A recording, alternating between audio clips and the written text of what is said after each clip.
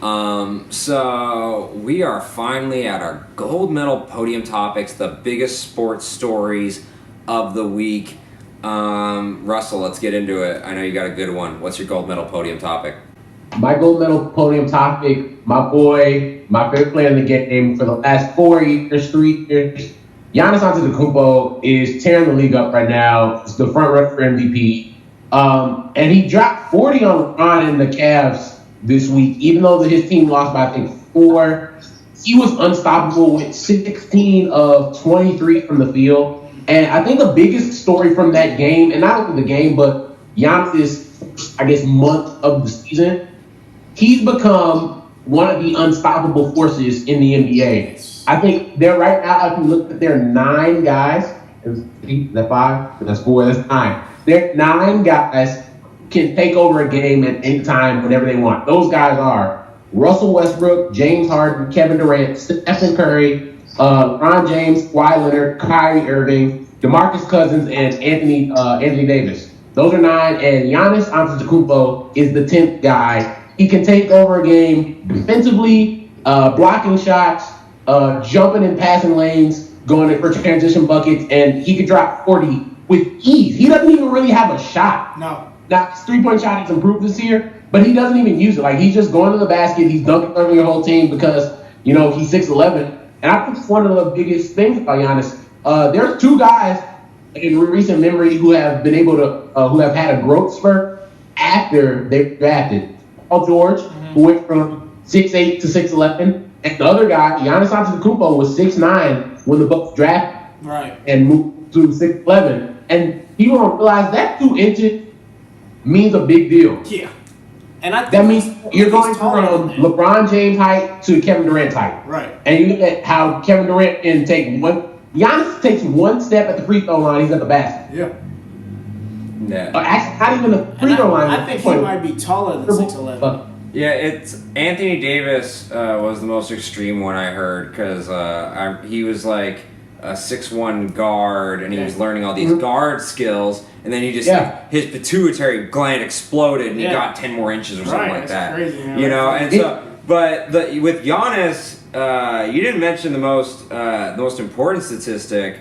I believe he's the most mentioned person on the podium with 3 separate episodes he's been on. I mean, because he's good. He has been the story of the week 3 different times, and the NBA season it's is almost young. something like we haven't seen since LeBron in like the late 2000s, when LeBron was just, like that game he had against the Pistons where he scored the last 25 in the playoffs.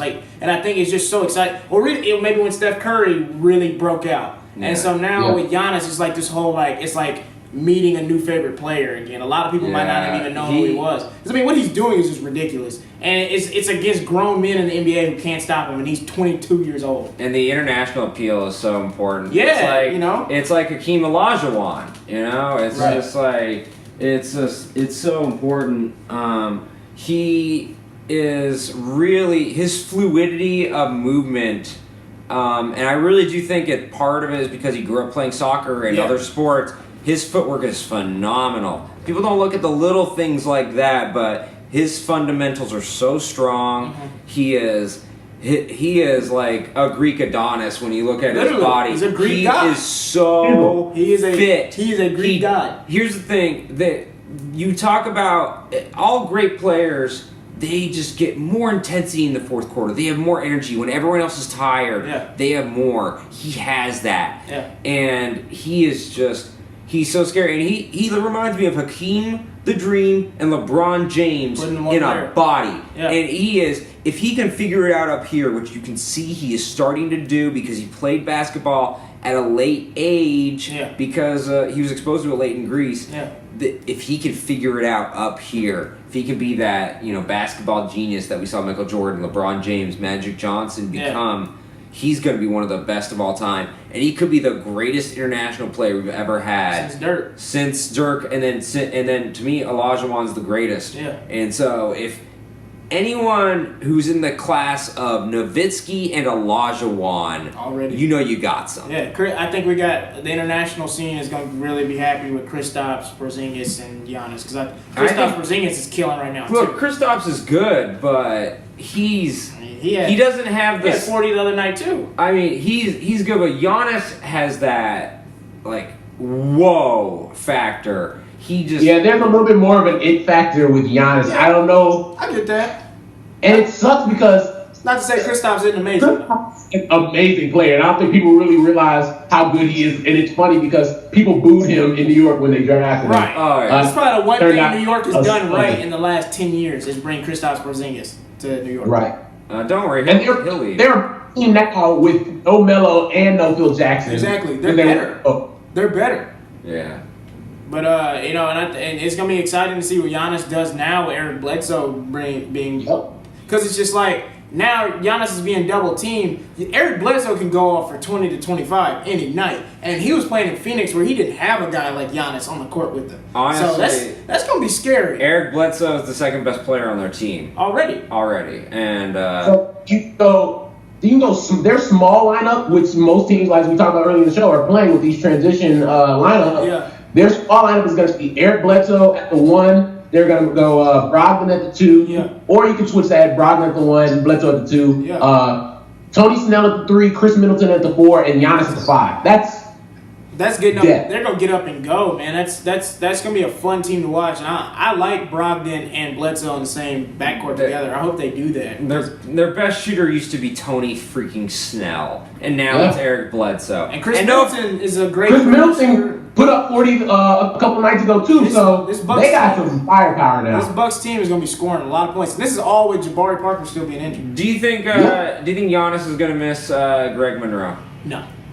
No shot. He gonna be like, who? Now, because I like Greg Monroe's game. I think he's a good basketball player, but with a guy like Giannis who can go end to end, get to the rim, Greg Monroe's just getting in the way. Now you have Eric Bledsoe who's spreading the floor out. I've seen Eric Bledsoe get double teamed some nights. Yeah, he's 5'11", can get his shot. And I think I can't remember what sports journalist tweeted the other day, but I think the Bucks getting another guy who can get their own shot off whenever they want. Because Chris Middleton is good, he's a spot up shooter. Tony Snell is good, he's a spot up shooter. Malcolm Brogdon is still figuring out his offensive game. Eric Bledsoe is a legit scorer in the NBA that can get off on anybody. And so with adding that to Giannis Antetokounmpo, I don't know what the Bucks are gonna do, but I think it's gonna be nice. So yeah, right, Giannis is running the point. He doesn't have to run the point anymore. Exactly. Yeah. It's so true.